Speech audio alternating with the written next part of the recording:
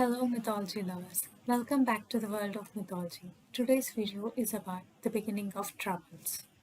Once upon a time in Golden Age, everyone was good and happy.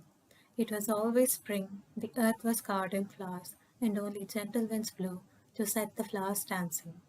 No one had any work to do, people lived on mountains. There were strawberries, which were always to be had for the gatherings, wild grapes, blackberries, and sweet acorns, which grew plentifully in the oak forest. Rivers flowed with milk and nectar, there was abundance everywhere.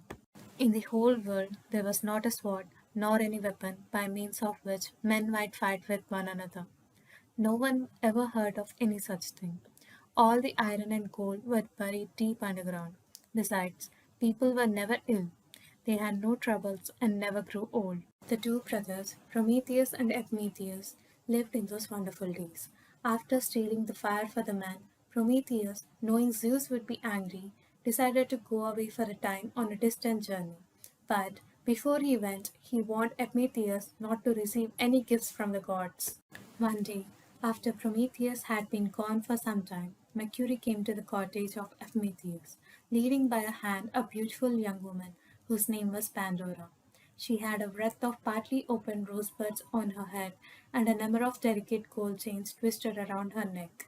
Mercury presented her to the Epimetheus, saying the god had sent this gift that he might not be lonesome. Pandora had such a lovely face that Epimetheus could not help believing that the gods had sent her to him in good faith.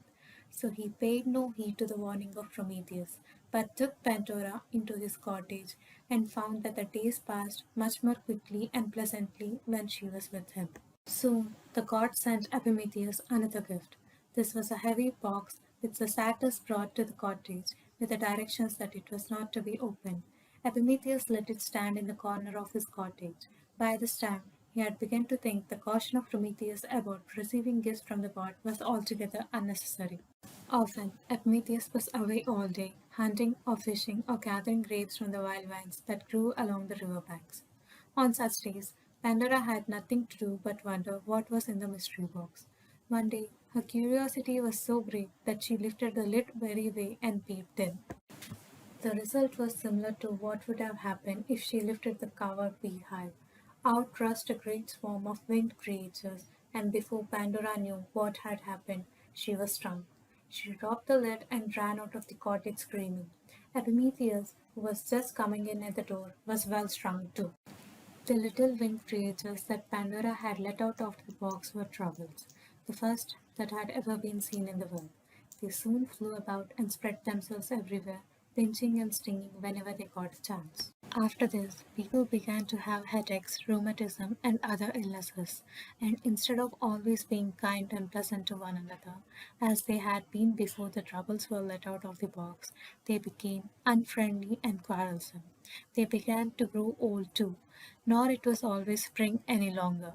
The fresh young grasses that had clothed all the hillsides and the colorful flowers that had given Epimetheus and Pandora so much pleasure were scorched by the hot summer suns and bitten by the frost of autumn. It was a sad thing for the world when all those wicked little troubles were let loose. All the troubles escaped from the box, but when Pandora let the lid fall so hastily, she shut in one little winged creature, a kind of good fairy whose name was Hope. This little hope persuaded Pandora to let her out. As soon as she was set free, she flew about in the world, undoing all the evil that the troubles had done.